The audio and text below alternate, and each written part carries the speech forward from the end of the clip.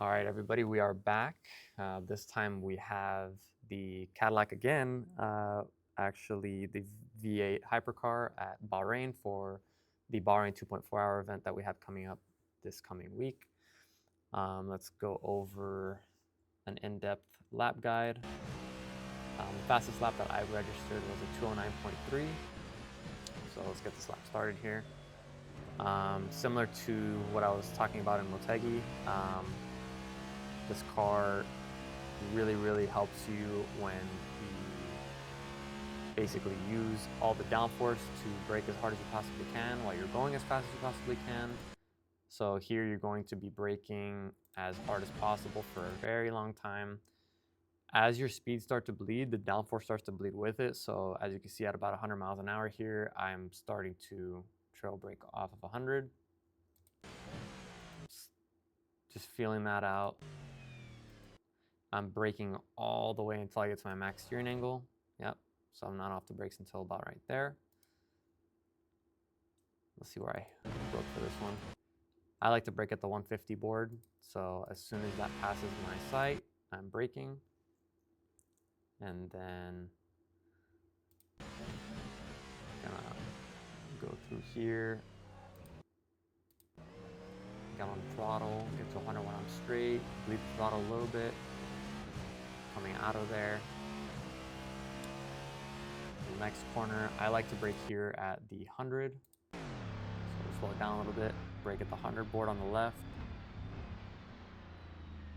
Use a little bit of steering angle, hit that first apex right here on the inside. Don't touch the curb because it does upset the car a lot, so I would not touch the curb there. Gradually pick up some throttle to get that rotation on the exit. And from here, when you're pointing the right direction, you're able to hit full throttle. You want to set yourself up somewhat in the middle here because it'll enable you to stay full throttle through this whole left kink here, because if you don't take this middle line here and you're a little too far set up to the inside, you will have to let off the throttle a little bit, which will hurt your speed going into this next section here. So I'm able to stay full throttle. Car does get a little light there.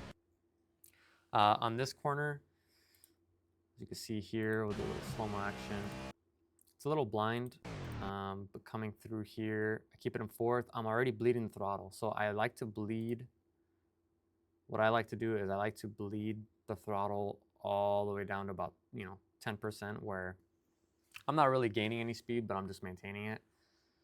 And I'm slowly actually starting to lose a little bit of speed, which means the car's weight is basically smoothly being transferred to the front tires, because before, as you're accelerating 100%, most of your weight's transferred to the back. What I'm doing there is I'm basically setting up myself to have a bit more front grip and to be able to stop a lot sooner, because if I already have that weight smoothly transferred towards the front of the car, then when I hit the brakes, there isn't really a huge shock to the tires. So that's why I like to do this whole song and dance through here. Slow it down a little bit, bleeding. As soon as I pick up and get over that last hump, I use that as my brake marker. So it's not too confusing. Let's see. As soon as I get over this last hump is when I start to brake. Yeah, so start to brake as soon as I get over that little jump. I'm really trying to minimize the steering input I'm putting in. I'm just trying to let the brakes do all the work of turning the car for me. As soon as I'm off the brakes, I can get to the max steering angle I need. I'll show you guys this in full speed. We'll go through it in full speed. Actually, we'll go through this whole section and then we'll dissect it bit by bit.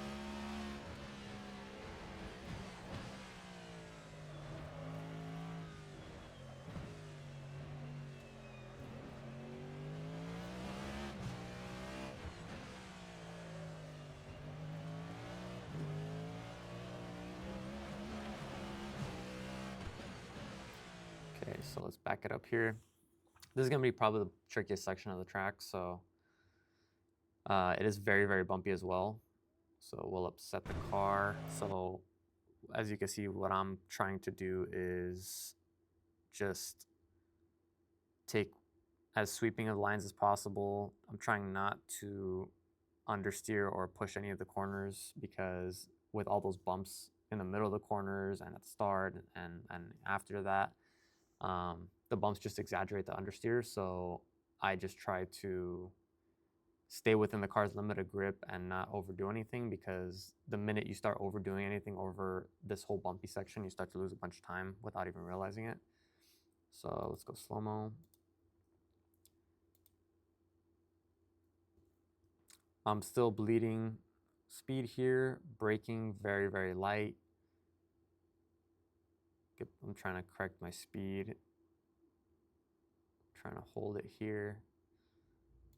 You can go into here.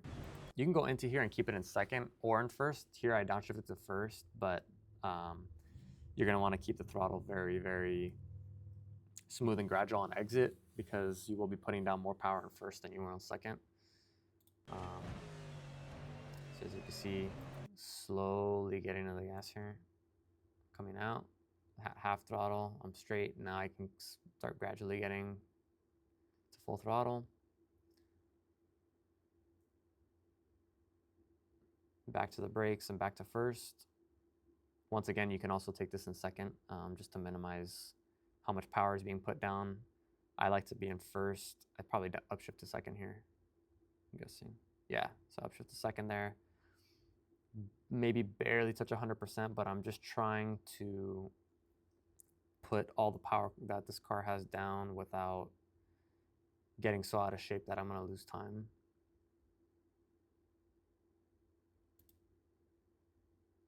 So let's see here, I went too far back there. All right, here we go.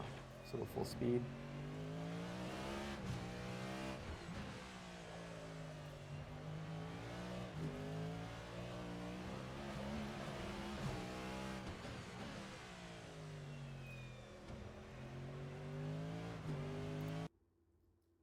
Back it up here for this corner. This corner coming up right here, this left-hander, is pretty tricky. There's a bunch of bumps going into it. So you want to get your braking done, like your hard braking done, a bit early, and maintain about this brake pressure that I have here. If you have any more brake pressure than that, it's just going to want to start understeering over the bumps going into here. So you see the bumps that we're hitting there. It is a bit hard to see the apex. So you're going to have to gauge this a little bit, but I set it up so that as soon as I see a little smidge of that curb, I mean, even if you can't see it, a good report card is to make sure you can see it the whole time, barely, right here on your left side. And if you can see it right there on your left side, you kind of know you're taking the right speed going into it. At a certain point, it'll become muscle memory, but you'll kind of know when to build throttle to start coming out of the corner.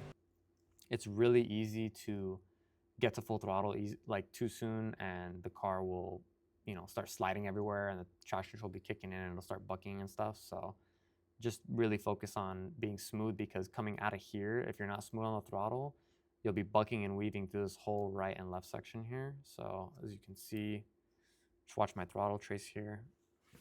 Upshift to second, I'm about 90% throttle. Start bleeding off again. Now as the car's starting to get more planted and straight again, I'm starting to pick it up again. I get to 100 for a bit, and then I start bleeding off a little bit again while steering very light, and I'm still getting a little bit of oversteer, but not enough to make me lose time. Let's go through that full speed.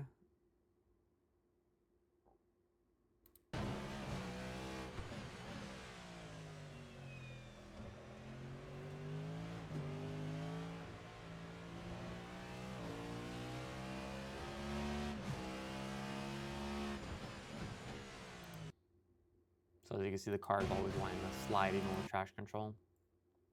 Coming into this corner here, this one's probably one of the most tricky ones on the track. It doesn't look hard, but it's a pretty difficult corner, just because of the way it makes you want to turn in early, but you're really supposed to wait a pretty long time and then turn your tightest towards the end.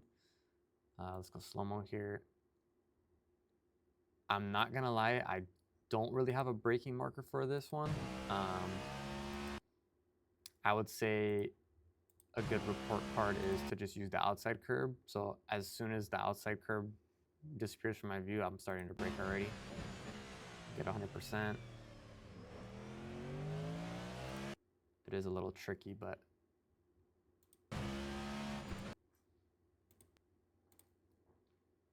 soon as I start to add a little bit of steering angle, I'm bleeding off the brakes. But I'm making sure I'm braking all the way to the middle. If I don't brake all the way to the middle, I would start running wide easily. The car would start understeering. Get to the throttle, but I'm not getting to 100. Got the car straight, and now I know I can put the power down all the way. The first gear.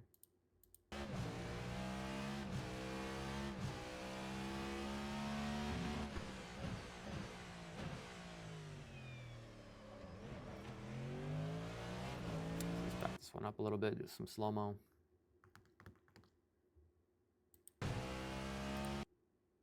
I like to brake for this one as soon as this curb starts here on the inside. You're gonna have to kind of gauge this corner a lot, just based off how you brake and how much speed you're bleeding off going into this corner. But I like to brake there. With the brake bias that I'm running, I'm able to brake with that pressure and not lose the rear of the car. But there was a couple times where if you go into this corner here and just brake a little too much, it's really easy to get some snap oversteer and lose the rear and crash, or at least spin out. So just kind of gauge this and use it as a marker.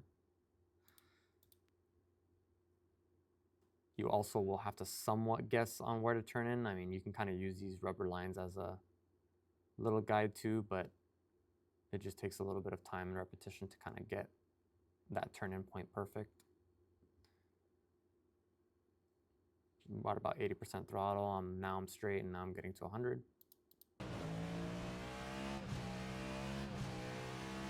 Coming down one of the back straights, we're going to,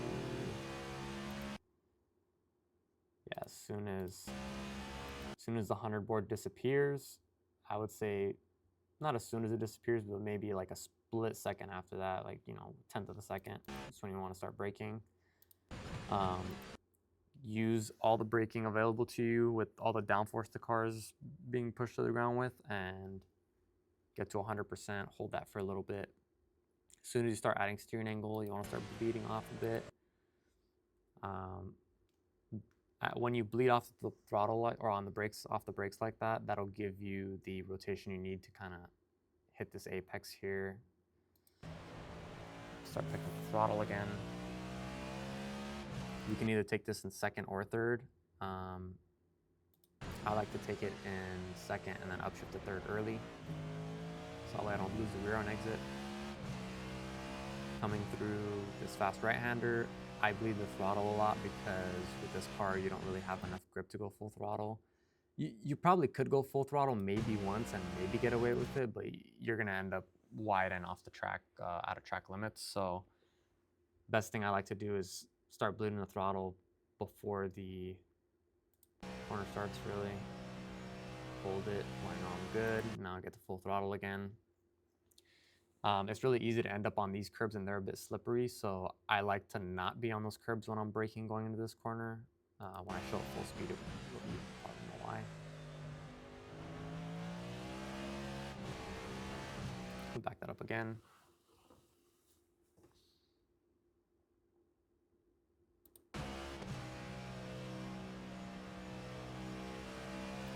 And this corner is also really important because it leads onto another long straight. Get to full brakes. As soon as I start adding any sort of steering angle whatsoever, I'm bleeding off to about 30%, and I'm just using the brakes to help me steer the car a little bit, but I'm trying not to overwhelm the front tires at the same time. What I see a lot of the time is people will brake too hard into here for too long, and that'll just, you know, ruin the balance of the car on the front tires. It'll just want to understeer too much. So as you can tell, as I keep steering, the car still has grip the whole time. So I'm steering, give me grip, it's giving me grip. I still have grip, and I'm on the gas now. Still turning, and it's still, you know, turning more for me. And as soon as I get to the slowest point of the corner is where I have my max steering angle. As soon as I come out of the corner, that's where I'm getting away from it. Picking up throttle, reducing my steering angle a bit, letting it slide just a hair, and now I'm at full throttle. So let's do it one more time.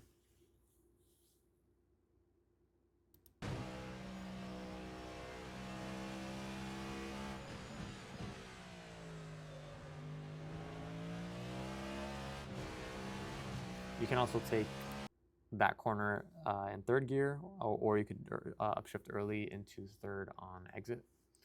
That'll help kind of control the power a little bit better too. And coming to the final corner, there's a 100 board on the left. I usually brake when it's still in my view, because if it's out of my view, it's too late. So always brake at this one. Yeah, see, I'm already fully braking with it well within sight.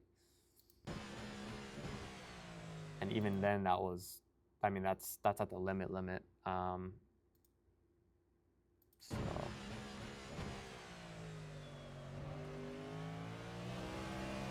really minimize that steering angle.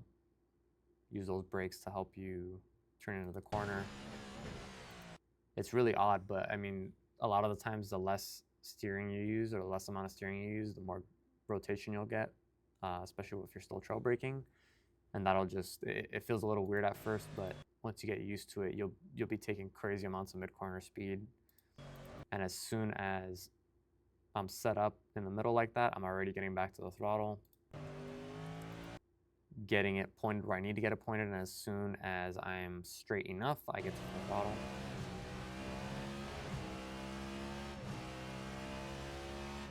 So if you guys watched the Motegi lap guide, you'll kind of know a lot of the same things I was saying there. I'm repeating here, and that's just because this car is very particular in what it wants from driver input, or at least driver input wise, and you'll maximize, you know, consistency, how fast you're going, you know, not overheating the tires, and all those types of things if you follow every step in this guide. So if that helped you guys out, I hope it did. Coming to the finish line, I did a 209.3 this time,